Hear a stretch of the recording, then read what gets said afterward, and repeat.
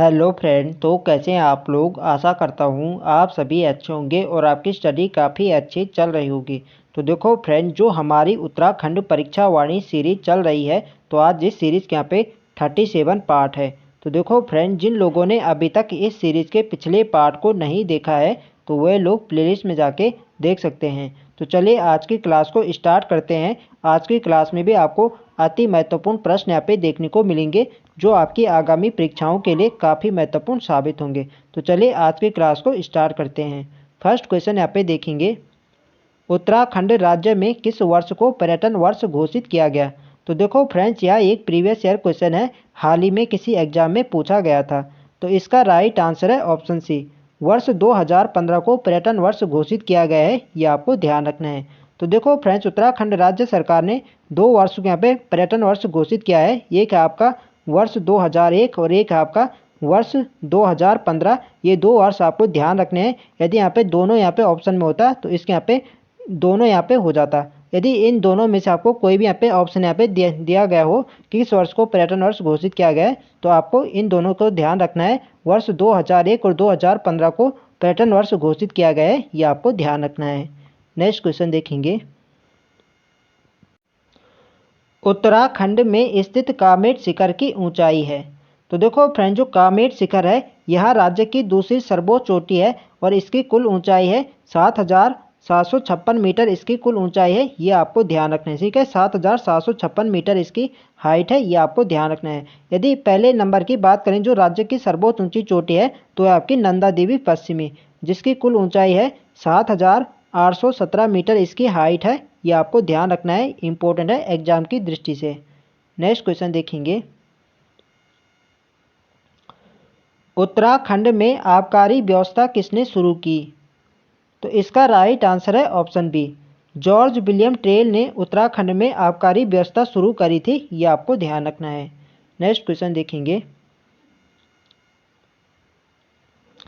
17वीं one report 2021 के अनुसार सर्वाधिक वन क्षेत्रफल वाला जनपद है। तो इसका राइट आंसर है ऑप्शन बी, पौड़ी जनपद 17वीं वन रिपोर्ट 2021 के अनुसार सर्वाधिक वन क्षेत्रफल वाला जनपद है। यह आपको ध्यान रखना है। यदि सबसे कम की बात करें तो सबसे कम है आपका उधम सिंह नगर, ये भी आपको ध्यान रखना है। यदि यहाँ पे प्रतिशत की दृष्टि से बात करें तो प्रतिशत की दृष्टि से यहाँ पे सर्वाधिक यहाँ पे नैनीताल है और सबसे कम आपका उधम सिंह नगर है, ये आपको ध्यान रखना है। यदि क्षेत्रफल में पूछा जाए तो पौड़ी होगा, यदि यहाँ पे प्रतिशत में पूछा जाए तो आपका नैनीताल होगा। और उधम सिंह नगर यहाँ पे क्षेत्रफल में भी सबसे कम है और प्रतिशत में भी सबसे कम है, ये आपको ध्यान रखना है। नेक्स्ट क्वेश्चन देखेंगे, 2011 जनगणना के अनुसार उत्तराखंड में महिला साक्षरता की दर है। तो इसका राइट आंसर है ऑप्शन बी, 70%। 2011 जनगणना के अनुसार उत्तराखंड में महिला साक्षरता की दर है, ये आपको ध्यान रखना है। बी वाले इसके यहाँ पे राइट आंसर हो जाएगा। तो देखो फ्रेंड्स, यदि उत्तराखंड राज्य की बात करें तो उत्तराखंड राज्य में जो सर्वाधिक महिला साक्षरता वाला जनपद है तो आपका देहरादून। ठीक है, ये आपको ध्यान रखना है। यदि सबसे कम की बात करें तो सबसे कम महिला दर साक्षरता वाला जनपद आपका उत्तरकाशी, ये भी आपको ध्यान रखना है, पूछा जाता है। नेक्स्ट क्वेश्चन देखेंगे, तो देखो फ्रेंड्स, वीडियो पसंद आ रही तो फ्रेंड्स वीडियो को लाइक करें, शेयर करें और जो लोग चैनल पर नए हैं चैनल को सब्सक्राइब करें। टिहरी बांध की ऊंचाई है। तो इसका राइट आंसर है ऑप्शन बी, सॉरी यहाँ पे इसका राइट आंसर होगा ऑप्शन डी। डी वाली इसके यहाँ पे राइट आंसर होगा। जो टिहरी बांध है इसकी जो कुल हाइट है ये है 260.5 मीटर इसकी कुल ऊंचाई है, ये आपको ध्यान रखना है। डी वाले इसके यहाँ पे राइट आंसर हो जाएगा। नेक्स्ट क्वेश्चन देखेंगे, गोरखाओं ने गढ़वाल पर प्रथम आक्रमण कब किया था। तो इसका राइट आंसर है ऑप्शन बी, 1791 में गोरखाओं ने गढ़वाल पर आक्रमण किया था, यह आपको ध्यान रखना है। तो देखो फ्रेंड्स, गोरखाओं ने कुमाऊं पर कब किया था। तो कुमाऊं को जीता था 1790 में। 1790 में गोरखाओं ने कुमाऊं को जीता था और 1791 में इन्होंने गढ़वाल पर आक्रमण किया था, लेकिन यहाँ पे ये असफल रहे। और गढ़वाल पर इन्होंने कब यहाँ पे पूर्ण अधिकार किया था, तो ये क्या था 1804 में। 1804 में इन्होंने यहाँ पे गढ़वाल पर अधिकार किया था गोरखाओं ने, ये भी आपको ध्यान रखना है, पूछा जाता है। नेक्स्ट क्वेश्चन देखेंगे, राजाजी नेशनल पार्क की स्थापना हुई? तो इसका राइट आंसर है ऑप्शन सी, वर्ष 1983 में राजाजी नेशनल पार्क की स्थापना होती है, ये आपको ध्यान रखना है। तो देखो फ्रेंड, जो राजाजी नेशनल पार्क है, इसका जो क्षेत्रफल है, इसका क्षेत्रफल 3 जनपदों में इसका फैलाव है, हरिद्वार, देहरादून और पौड़ी गढ़वाल में इसका फैलाव है, ये भी आपको ध्यान रखना है। पूछा जाता है राजाजी नेशनल पार्क कितने जनपदों में फैला है, तो आपके 3 जनपदों में फैला है, देहरादून, हरिद्वार और पौड़ी गढ़वाल। यदि इसके क्षेत्रफल की बात करें तो इसका कुल क्षेत्रफल है 820.42 वर्ग किलोमीटर, इसका कुल क्षेत्रफल है, ये भी आपको ध्यान रखना है। और वर्ष 1983 में इसकी स्थापना होती है, ये आपको ध्यान रखना है। ऑप्शन सी इसके यहाँ पे राइट आंसर हो जाएगा। नेक्स्ट क्वेश्चन देखेंगे, स्कंद पुराण में नंदन कानन कहा गया है? तो इसका राइट आंसर है ऑप्शन सी, फूलों की घाटी को स्कंद पुराण में नंदन कानन कहा गया है, यह आपको ध्यान रखना है। तो देखो फ्रेंड्स, यह क्वेश्चन आपको ऐसे भी पूछा जा सकता है कि फूलों की घाटी को स्कंद पुराण में क्या कहा गया है? तो स्कंद पुराण में फूलों की घाटी को नंदन कानन कहा गया है, यह आपको ध्यान रखना है। तो देखो फ्रेंड्स, जो फूलों की घाटी है, इसकी खोज करी थी फ्रैंक स्माइथ ने, और कब करी थी? तो ये करी थी वर्ष 1931 में, ये भी आपको ध्यान रखना है। और वर्ष 1982 में इसे राष्ट्रीय उद्यान घोषित किया जाता है। ठीक है, जो फूलों की घाटी राष्ट्रीय उद्यान है, इसकी स्थापना होती है वर्ष 1982 में, ये भी आपको ध्यान रखना है, पूछा जाता है। नेक्स्ट क्वेश्चन देखेंगे, दोनागिरी ग्लेशियर किस जनपद में स्थित है? तो इसका राइट आंसर है ऑप्शन डी, चमोली जनपद में दोनागिरी ग्लेशियर स्थित है, यह आपको ध्यान रखना है। नेक्स्ट क्वेश्चन देखेंगे, उत्तराखंड मंत्री परिषद में मुख्यमंत्री सहित अधिकतम कितने मंत्री हो सकते हैं? तो देखो फ्रेंड्स, उत्तराखंड मंत्री परिषद में अधिकतम 12 मंत्री यहाँ पे हो सकते हैं मुख्यमंत्री सहित। और यदि यहाँ पे पूछा जाए कि मुख्यमंत्री के अलावा यहाँ पे अधिकतम कितने मंत्री हो सकते हैं, तो होते हैं 11। ठीक है, ये आपको ध्यान रखना है। यदि यहाँ पे क्वेश्चन आपको ऐसा पूछा जाए कि उत्तराखंड में मुख्यमंत्री के अलावा अधिकतम मंत्री यहाँ पे कितने हो सकते हैं मंत्री परिषद में, तो होते हैं 11। ठीक है, यदि यहाँ पे पूछा जाए कि मुख्यमंत्री सहित, यानी मुख्यमंत्री सहित यहाँ पे तो होगा, इसका राइट आंसर होगा 12। ठीक है, ऑप्शन सी इस क्वेश्चन के यहाँ पे राइट आंसर होगा 12। नेक्स्ट क्वेश्चन देखेंगे, पूर्वी रामगंगा का उद्गम होता है? तो इसका राइट आंसर है ऑप्शन सी, नामिक ग्लेशियर से पूर्वी रामगंगा का उद्गम होता है, यह आपको ध्यान रखना है। ऑप्शन सी इसके यहाँ पे राइट आंसर हो जाएगा। नेक्स्ट क्वेश्चन देखेंगे, उत्तराखंड में होम रूल लीग की स्थापना हुई? तो देखो फ्रेंड्स, यह भी एक प्रीवियस ईयर क्वेश्चन है, कई बार एग्जाम में पूछा जा चुका है। तो इसका राइट आंसर है ऑप्शन बी, वर्ष 1914 में उत्तराखंड में होम रूल लीग की स्थापना होती है, यह आपको ध्यान रखना है। नेक्स्ट क्वेश्चन देखेंगे, उत्तराखंड का प्रथम उल्लेख किस धार्मिक ग्रंथ में मिलता है? तो इसका राइट आंसर है ऑप्शन सी, ऋग्वेद में उत्तराखंड का प्रथम उल्लेख मिलता है, यह आपको ध्यान रखना है। ऑप्शन सी इसके यहाँ पे राइट आंसर हो जाएगा। तो देखो फ्रेंड्स, उत्तराखंड का जो प्रथम उल्लेख है यहाँ ऋग्वेद में मिलता है, और ऋग्वेद में उत्तराखंड के लिए देवभूमि एवं मनुष्यों की पूर्ण भूमि कहा गया है, ये भी आपको ध्यान रखना है। पूछा जाता है कि किस वेद में उत्तराखंड के लिए देवभूमि एवं मनुष्यों की पूर्ण भूमि कहा गया है, तो ये कहा गया है ऋग्वेद में, ये आपको ध्यान रखना है। ऑप्शन सी इसके यहाँ पे राइट आंसर हो जाएगा, उत्तराखंड का प्रथम उल्लेख मिलता है ऋग्वेद में, ये आपको ध्यान रखना है। नेक्स्ट क्वेश्चन देखेंगे,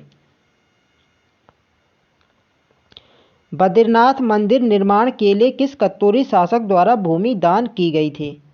तो इसका राइट आंसर है ऑप्शन बी, ललित सूर्यदेव के द्वारा बद्रीनाथ मंदिर के निर्माण के लिए भूमि दान दी गई थी, ये आपको ध्यान रखना है। नेक्स्ट क्वेश्चन देखेंगे, झिलमिल ताल किस जनपद में स्थित है? तो इसका राइट आंसर है ऑप्शन डी, चंपावत जनपद में झिलमिल ताल स्थित है, ये आपको ध्यान रखना है।